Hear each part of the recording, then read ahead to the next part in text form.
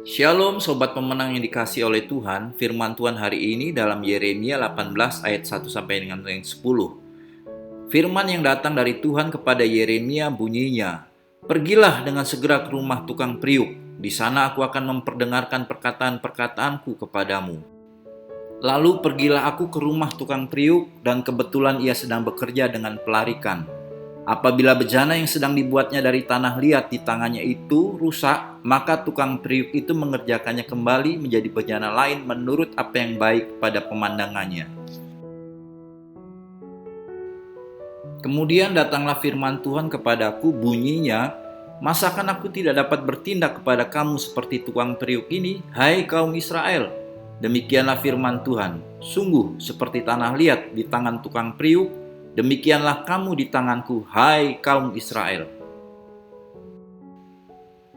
Ada kalanya aku berkata tentang suatu bangsa dan tentang suatu kerajaan bahwa aku akan mencabut, merobohkan, dan membinasakannya. Tetapi apabila bangsa yang terhadap siapa aku berkata demikian telah bertobat dari kejahatannya, maka menyesalah aku bahwa aku hendak menjatuhkan malapetaka yang kurancakan itu terhadap mereka. Ada kalanya aku berkata tentang suatu bangsa dan tentang suatu kerajaan bahwa aku akan membangun dan menanam mereka. Tetapi apabila mereka melakukan apa yang jahat di depan mataku dan tidak mendengarkan suaraku, maka menyesalah aku bahwa aku hendak mendatangkan keberuntungan yang kujanjikan itu kepada mereka. Sobat, ayat tersebut merupakan firman Allah melalui Nabi Yeremia yang menyatakan rencana kasih-Nya kepada umat Israel yang telah dipilihnya. Umat yang dibangunnya di atas 10 hukum Taurat yang diberikan melalui Musa, di mana bait Allah dibuat dengan harapan Allah hadir di tengah umat-Nya. Bagaimana dengan kita, umat yang dibangun di atas dasar kematian, kebangkitan, dan kenaikannya ke surga?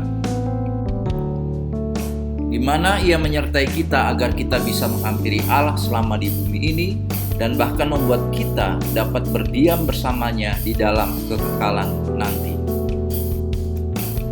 Sobat, Ia mendirikan gerejanya sebagai alat untuk membentuk umat-Nya menjadi semakin serupa dengan Kristus sehingga cakap menuntaskan amanat agung. Selama bumi berputar, bencana, wabah, situasi politik akan selalu berubah-ubah.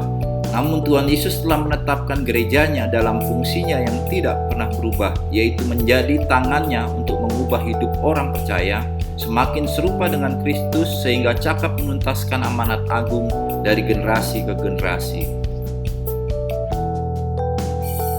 Salam pemenang di dalam Kristus. Tuhan Yesus memberkati.